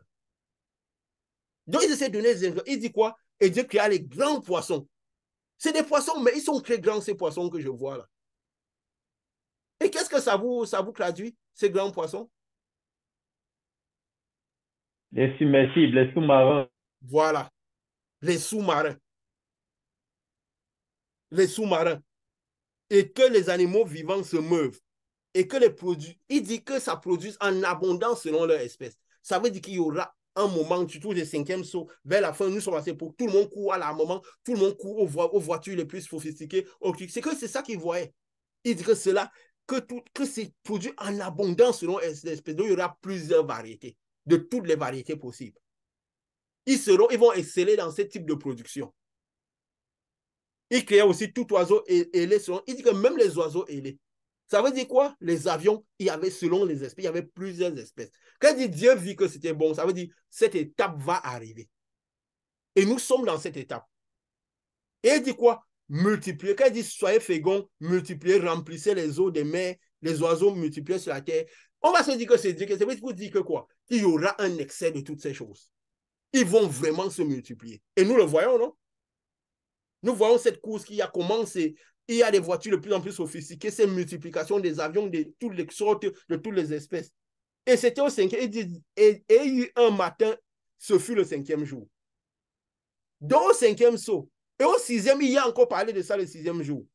Au début du 6e jour, il a dit que quoi? Que Dieu dit que la terre produit des animaux vivants selon leur espèce et du bétail des rues. Donc, encore quoi? Les animaux au 6e. Quand on a dit que le 5e et le 6e sont toujours, parce que c'est le 5e où le ciel est retiré, le 6e, le ciel est retiré, mais le 5e où on reçoit les mots blancs. Donc, c'est un peu comme un enjambé, parce que ce qui va, quand les gens monteront dans les cieux, ça produira aussi l'enlèvement des sceaux. Donc, ça sera ensemble. Et je vais aussi dire quelque chose dans la marche de Moïse. C'est pendant le 5e jour, dans l'étape qui allait, quand ils sont arrivés, après le 4e jour, qu'ils sont arrivés au moment à la porte de Canaan. C'est en ce moment qu'ils ont demandé la viande. Et que Dieu s'est fâché, n'est-ce pas? Il a dit qu'ils vont retourner en arrière. Donc, c'est quand le 5e jour commençait qu'ils ont demandé la viande. Dieu ne s'était pas fâché quand il a la nourriture. Il avait donné la nourriture. Mais Dieu va dire, vous allez donner la viande. Vous allez vraiment passer cette étape-là. de la viande. La viande symbolise quoi? Les animaux. Ça symbolise le même truc. C'est pour ça qu'ils ont demandé la viande. Et pourquoi Dieu s'est fâché?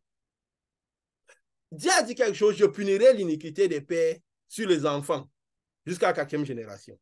Donc, c'est vrai que tout, c'est un recommencement. Mais seulement, les générations d'aujourd'hui vivent les erreurs que les pères ont faites. Ça veut dire que si les pères avaient réussi, le désert avait réussi à marcher en 7 jours, alors la manière dont le monde devait vivre ces 6 jours, 7 jours serait différente aujourd'hui. Donc, c'est à cause de la marche. C'est pourquoi Dieu s'est même fâché. Il a dit à Moïse, tu n'ancres pas. Nous vivons aussi aujourd'hui cette conformité. Aujourd'hui, à cause de la conformité qu'ils ont marché. Et Moïse aussi, parce que Dieu avait montré la conformité des miracles qu'il devait faire en Égypte. Tout devait aller vite. Et en Égypte, il a fait sortir vite dans les 6 miracles, tout ce qu'il a manifesté. Et aussi, Dieu a fait sa création, tout s'est passé vite. Mais quand nous sommes dans le spirituel, que nous rentrons dans la perfection de l'esprit et que nous partons chercher les gens en Égypte, nous devons partir de la perfection de l'esprit. Donc, il ne doit pas avoir de freins. Si les gens commencent par durer longtemps, si les gens commencent par durer longtemps, avant de, je vais dire quoi, de sortir d'Égypte, de tous ces trucs, de faire les différentes étapes, c'est parce qu'on n'est pas dans la perfection de l'esprit. C'est parce qu'on n'est pas assisté au mieux par le Fils premier-né. Ou le Fils premier-né n'est pas là. C'est pourquoi vous allez voir des gens qui vont rester après le premier miracle. On bavarde seulement. Les gens sont là, louer Dieu, ils passent à regarder le serpent sur le bâton. D'autres sont là à faire des sacrifices et quittent des choses qui n'inquiètent pas Pharaon. Ou d'autres, peut-être font ce qui inquiète Pharaon, mais ils ne passent pas les étapes au mieux, dans la perfection de l'esprit. Et ça prend du temps. Et à la fin, ils ne sortent même pas de l'Égypte. Donc, les étapes dépendent de comment le Fils est vraiment établi à l'intérieur de nous. C'est comme nous avons vu notre manifestation ici, qu'en une semaine, quand le Fils vient, surtout, le Fils est tellement proche du monde que sa puissance est maximale. Quand ça ancre, ça ne cherche plus les situations, ça balaie toutes les situations. Parce que c'est la puissance qui est manifestée à la fin des temps. Parce que la puissance, la quantité de lumière qu'on peut capter en ce moment, c'est celle-là. Et les gens qui étaient là, même les pierres, ils captaient, mais à une échelle, pourquoi? Parce qu'ils faisaient beaucoup de choses. Eux-mêmes, ils devaient se mettre, parce qu'ils savaient complètement renier leur vie pour Jésus. C'est pourquoi ils arrivaient à capter, parce que c'est tout la même puissance de Jésus. Mais comme il était encore éloigné du ciel en ce moment, parce qu'à ce moment, Jésus n'était pas encore proche de la terre, hein, quand les pôles et les pieds étaient là. Ils venaient de commencer le chemin retour. Donc, mais ils étaient tellement à fond qu'ils arrivaient à capter une grande puissance. Mais même cette puissance, il fallait parfois qu'il se déplace. Il fallait qu'il fasse des choses, qu'il se déplace pour la manifester. Et nous sommes ici, nous pouvons le dire. Déjà, nous trois ici, nous sommes à des milliers de kilomètres de différence. Comment? Je suis peut-être à 6 000 de vous et vous êtes même déjà à des milliers d'entre vous. Mais regardez ce que nous manifestons. Parfois au téléphone avec des gens, parfois sans les voir. Sans les voir. À cette échelle-là. Pourquoi? Parce que c'est la manifestation qui devait être au moment où Jésus serait le plus proche de terre. C'est juste la conséquence de la distance à laquelle Jésus est avec l'homme pour venir retirer l'homme. C'est pourquoi il y a ce type de manifestation. Ce n'est qu'une conséquence. Le monde spirituel ne fonctionne qu'en conséquence. Qu'en conséquence. Et on était à quel niveau? Oui. Donc c'est pourquoi il avait dit, c'est pourquoi en ce moment-là, ils avaient demandé la viande. Et c'est pourquoi aujourd'hui, on voit ce que ça se traduit. Tous ces animaux-là, tout cet excès-là, que se multiplient, qui sont... Donc, en fait, nous vivons de Jésus qui est venu de cette manière à cause de la manière dont les autres sont passés avant. Il n'y a rien de nouveau. C'est les mêmes étapes qui se reproduisent, mais de manière différente, de différentes manières selon lequel le soleil levant les visite. En ce moment, quand Moïse partait, le soleil levant n'était pas encore en train de visiter les hommes. Parce que quand Malachie, les derniers prophètes ont dit, le soleil levant vous visitera.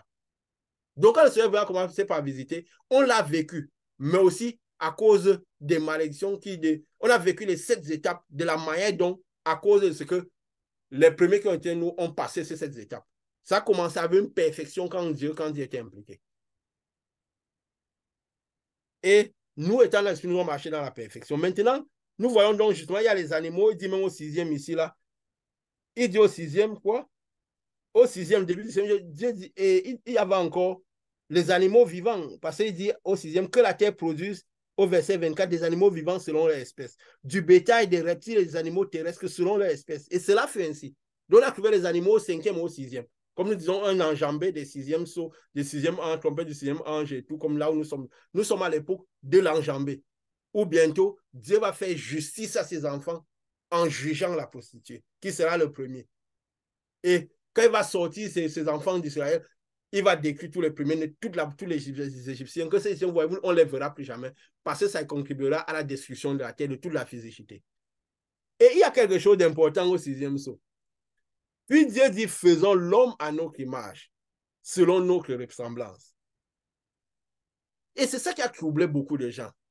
Quand Dieu dit, faisons l'homme à notre image, selon notre représentation, on est parti imaginer Dieu comme un être avec 2 mains, 2 pieds, avec l'image de l'homme. On est allé et Dieu sait combien ça trouble les gens. Les gens imaginent, c'est pourquoi directement quand les gens imaginent le faux prophète, ils imaginent quelqu'un avec 2 mains, 2 pieds. Ils imaginent la bête. Bon, parfois ils n'imaginent même pas. Parce que c'est bizarre, on se dit, bon, le dragon ne va pas apparaître. Les dragons sont finis. Comme Richard avait dit, beaucoup de gens ne s'aventurent pas dans l'Apocalypse. Donc, ils préfèrent ne pas imaginer. Ils disent juste c'est Satan et basta. Hein? Quand Dieu dit faisons l'homme à notre image, c'est parce que c'est là, en ce moment-là, que l'homme deviendra l'image de Dieu. Quand l'homme est comme ça, en fait, qu'est-ce que l'homme? Qu'est-ce que l'être humain?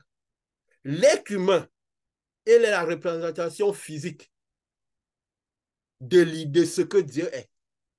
C'est pourquoi quand vous voyez Jésus, quand il descend, il arrive peut-être niveau sur terre, on le voit comme un homme. Quand il monte, il n'est pas un homme. L'être humain que nous sommes, c'est juste la matérialisation d'une idée, de la pensée. Parce que les étoiles au-dessus, la lumière au-dessus, Dieu, tout c'est Dieu. Dieu a les facultés de bouger. Vous voyez les étoiles, comment elles bougent dans le ciel, non? Hein?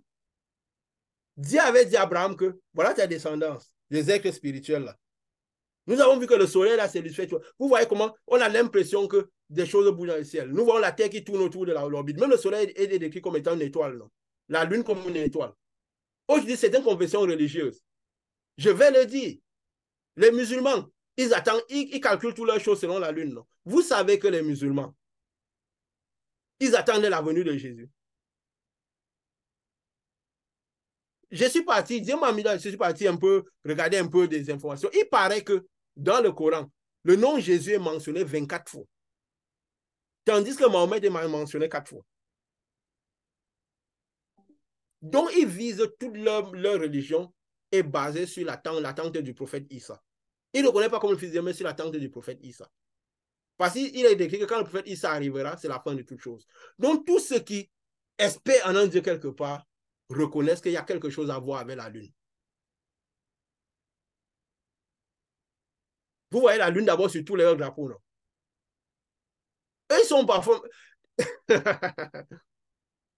Donc, ils attendent, tout est dicté par la lune, par Yahushua. Je ne veux pas dire que la foi qu'ils professent est la foi de la vérité. Mais c'est pour dire qu'il y a quelque chose que l'homme vit qui lui rappelle la venue de Yahushua. L'homme, c'est une représentation de l'idée de ce que Dieu est. Dieu a les facultés de voir. Les étoiles se déplacent dans un déplacement précis, comme si on voit. C'est pourquoi Dieu a fait l'homme avec les yeux. Parfois, les choses de l'esprit, on l'a fait comme s'ils peuvent affairer les choses. Il y a parfois les étoiles se rencontrent, comme il y a des bougements, des mouvements. C'est pourquoi on a les mains. Donc, tout notre corps, c'est juste une matérialisation physique d'une idée. Et quand il dit faisons l'homme à notre image, c'est que c'est en ce moment-là, après le 6e saut, que l'homme pour la première fois sera à l'image de Dieu. L'homme deviendra totalement esprit.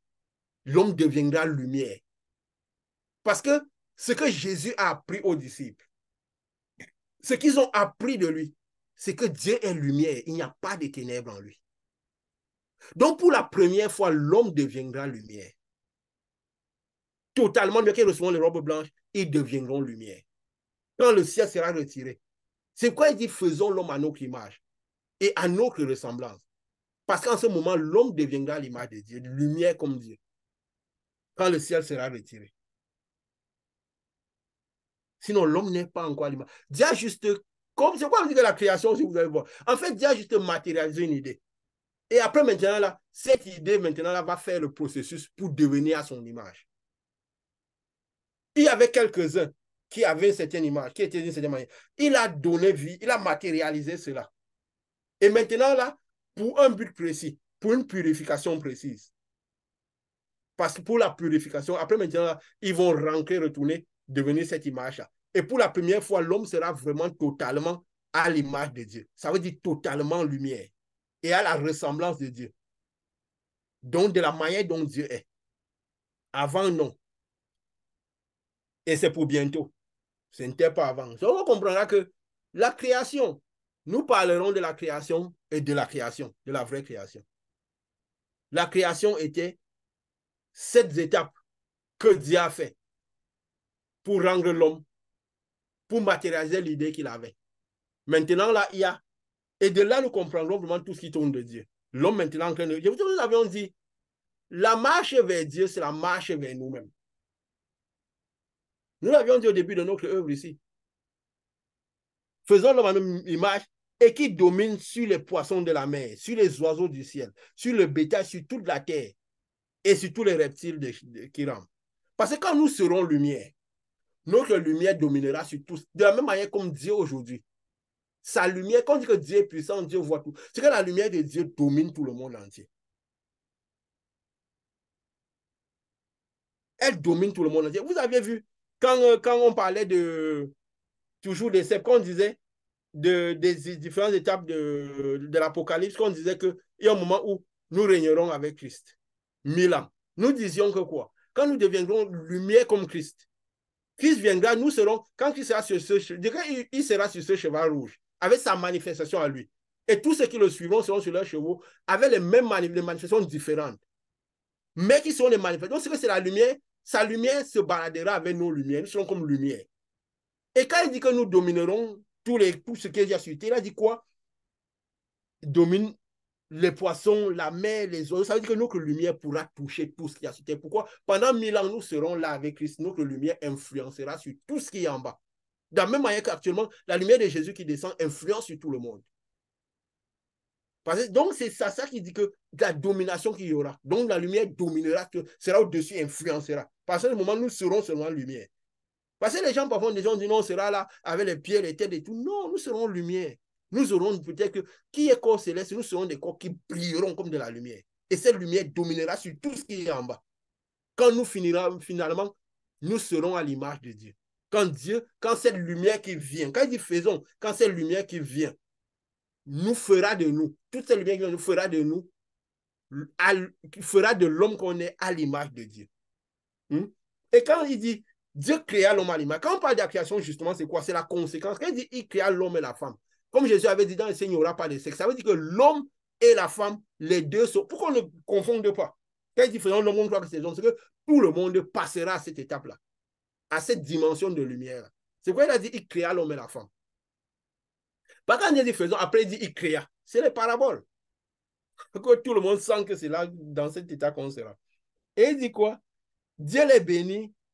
Il dit, soyez féconds, multipliez, remplissez la terre. Donc votre lumière ira partout. Influencez sur la terre, sur les oiseaux du ciel, sur tout animal qui se meut sur la terre. Et Dieu dit quoi? Voici, je vous donne toute herbe portant la sémence qui est sur la surface de la terre, et tout arbre ayant en lui du fruit, et portant la sémence, ce sera votre nourriture. Qu'est-ce que ça vous dit? Si en ce moment où on sera à l'image de Dieu, notre nourriture sera tout arbre. C'est quoi? À ce moment, on sera quoi? Des herbivores? Si Dieu nous avait créés, si vraiment, comme nous sommes là, nous sommes à l'image que Dieu avait créé, ça veut dire que nous tous, on ne devrait jamais manger de viande. Si c'est ça maintenant que nous sommes maintenant à l'image de Dieu, maintenant que nous sommes, nous devions être tous des herbivores. C'est ce qu'il a dit, non? C'est ce qui est écrit. Je vous donne à manger, que ça sera votre nourriture, tout arbre du ciel, tout. Hein? Et il dit quoi? À tout animal de la terre, à tout oiseau, à tout ce qui se meut de la terre, les animaux et tout, ayant un souffle de vie, je donne toute herbe verte pour nourriture. Hmm? Donc lui donne l'herbe verte, ça veut dire que quoi? Il n'y aura personne qui mangera la viande. Si nous sommes tous à l'image de Dieu, aucun de nous devrait manger la viande. C'est ce que nous sommes ici qui sont l'image de Dieu, alors on aurait dû être tous des herbivores. C'est quoi? En fait, quand on est à l'état de lumière, qu'est-ce qu'il y a sur terre qui jouit de la lumière? Quand nous serons là, nous aiderons la phytosynthèse. Nous l'avions dit quand nous faisons la création. Parce que nous nourrirons des arbres en même temps. Il y aura cette action. C'est pour dire que notre action influence. Parce qu'en ce moment encore, parce que quand nous serons là réunis avec Christ, il y aura encore les herbes sur terre. Il y aura les animaux encore. Il y aura encore certaines personnes. Donc, quand les premiers iront à l'image de Dieu, pour un moment encore, c'est pourquoi il a dit, les animaux mangeront les herbes.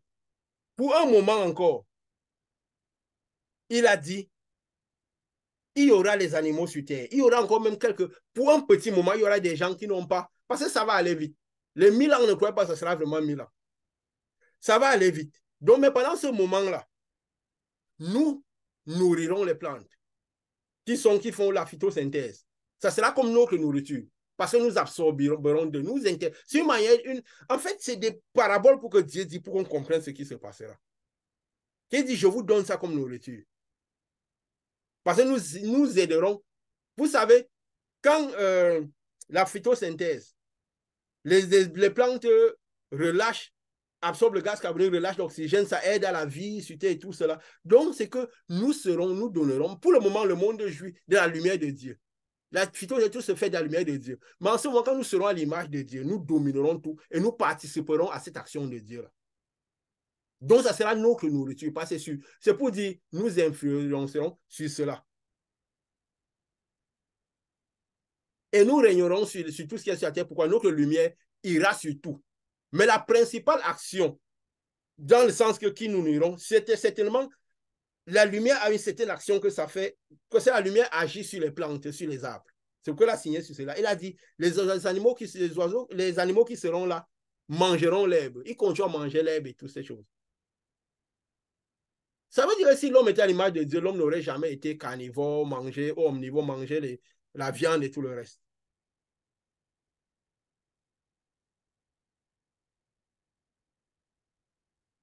Et justement, Dieu vit que tout serait bon, et voici c'était bon ainsi. Ce fut le 6e jour. Donc c'est le 6e jour que le ciel s'est retiré, tout cela s'est passé.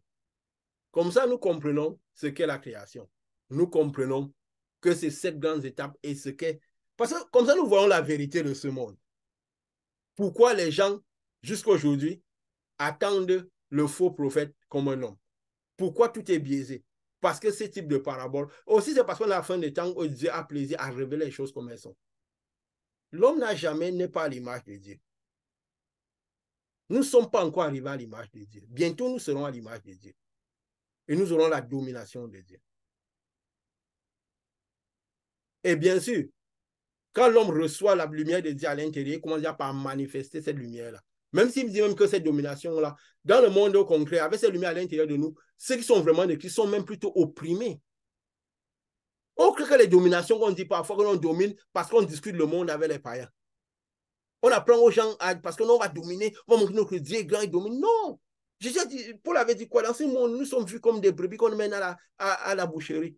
Si tu as le Saint-Esprit dans le monde et que les gens, tu es tout avec les gens qui ne n'ont pas Dieu, qui ne t'oppriment pas, ils ne pensent pas mal de toi, ils ne te créent pas des démons, que tout ce que tu leur dis les énerve.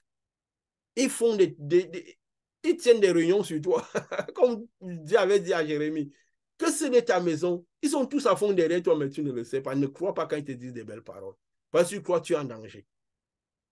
Pourquoi on dit, nous devons voir les choses par l'esprit. Si nous voyons l'esprit, la chair avant de voir l'esprit, nous sommes en danger. Nous allons rater tout. Et on a appris dans le monde, à voir la chair avant de voir l'esprit. On a vu l'homme chair avant de voir l'homme esprit. C'est pourquoi on attend tout ce qu'on attend de cette manière. C'est pourquoi on voit les choses de cette manière. Voilà. Je crois que nous sommes arrivés à la fin. Et nous continuerons prochainement à aller un peu au-delà, à voir les autres étapes, qui sont toujours les 7 étapes, mais qui montreront clairement les profondeurs de Dieu. Mais nous avons besoin d'être spirituels. C'est vrai, nous disons des choses assez troublantes ici, assez fortes.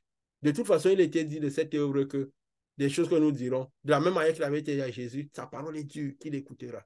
Sa parole n'est pas répandue. Des choses qu'il dit, il n'y a pas ça quelque part. Comment on l'écoutera? Que Dieu donne la puissance, la force de que ce message arrive au cœur. Arrive au cœur. Pascal, tu voulais dire quelque chose? Oui, vas-y. Non? OK. Ça va que Dieu donne la force, que ce message arrive au cœur et que la puissance équivalente se manifeste. Que la puissance équivalente se manifeste et que nous finirons en disant que, que, que plus que jamais, le ciel est bientôt en train d'être retiré. Bientôt, Dieu fera justice en jugeant la prostituée, en jugeant Babylone. Le tout va commencer.